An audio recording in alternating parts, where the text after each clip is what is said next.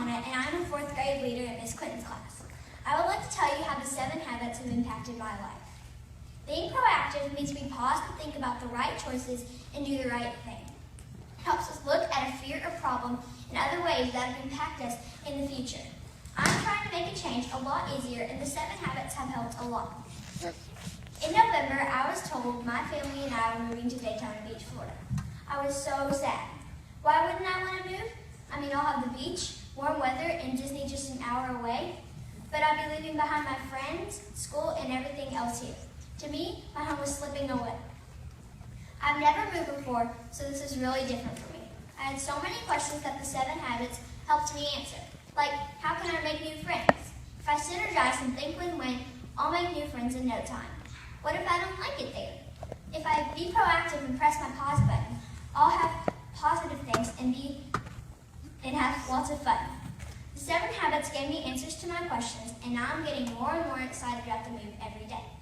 Sure, I'll miss Kentucky, but I know I can be forward and be optimistic. Miss Peeler always tells us, once a Highland kid, always a Highland kid. So I try to remember that things might be hard or scary at first, but if you keep going, in the end, everything will work out fine. Thank you.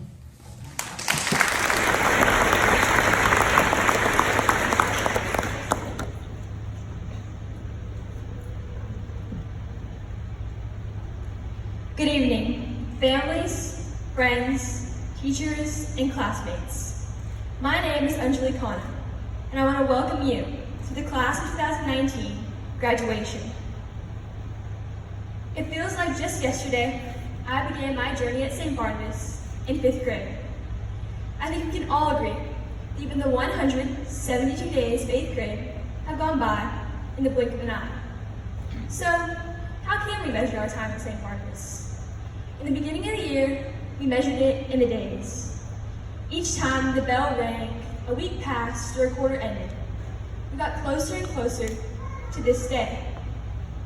But now, as this day has finally arrived, I realize that I will measure my time at St. Barnabas in something else.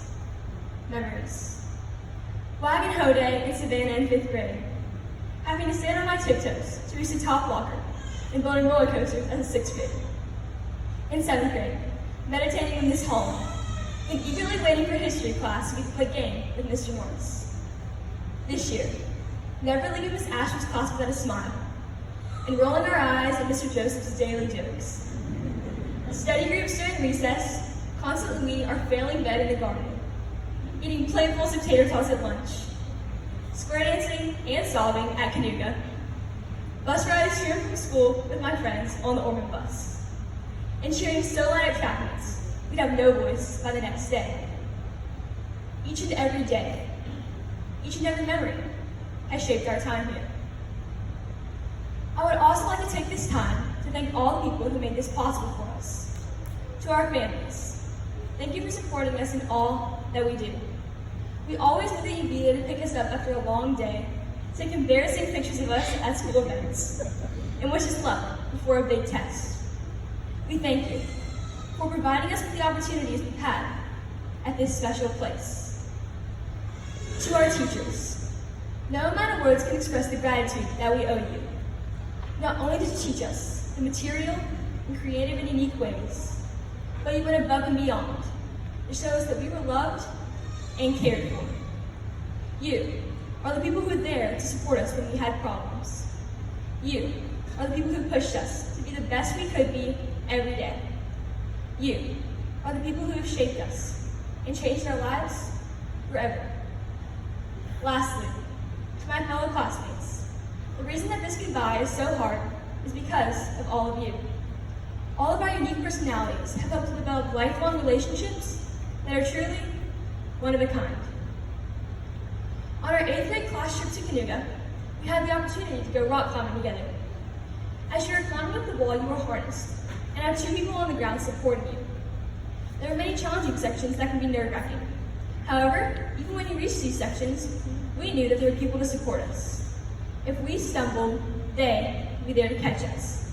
Just like in life, I know that if I stumble, my classmates will be there to catch me. I hope you all know that I'm there to catch all of you.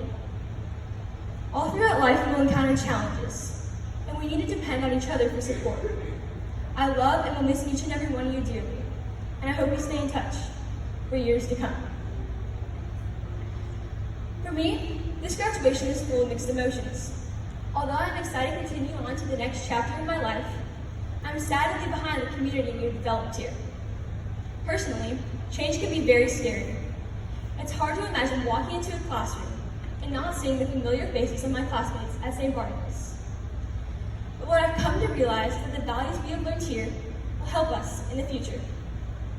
We learned that God is in control and will guide us through the path of life.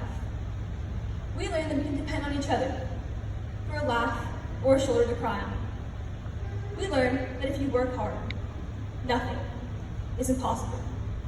If we remember these things, change isn't as frightening, and we can welcome it with open eyes and open hearts. In Mr. Joseph's biology class, the first section we learned about is life.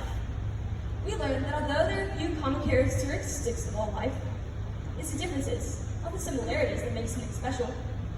If all life is the same, you would get bored really quickly. We cannot be the most creative or athletic. We cannot have the same favorite foods or the same favorite colors. We cannot have the same hopes, fears, dreams, and perspectives. At St. Barnabas, our differences are celebrated and used to bring us together in a community that is truly like a family.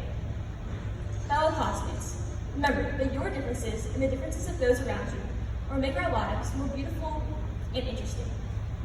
Be accepting of those differences, and it will take you far. The person I was when I walked into St. Barnabas Episcopal School is not the same person that is walking out. It is safe to say that this is true for everyone on this stage as well. Our faiths are strong, our educations solid, and our lives changed. Although we will all continue on our own paths, we all have something in common. We began our stories at St. Barnabas. To quote Steve Jobs, a man who has helped to define our modern generation. You can't connect the dots looking forward. You can only connect them looking backwards. So you have to trust that the dots will somehow connect in your future. Fellow students, let us use the values we have learned here to connect the dots to the future. Let us trust that St. Barnabas has given us the pencil and the paper. And all we have to do is write the story. It's up to us to decide how that story goes. Congratulations, class of 2019. We did it. The member of the graduating class with the highest grade point average is named class valedictorian. The valedictorian for Father Lopez Catholic High School class of 2023 is Anjali Khanna.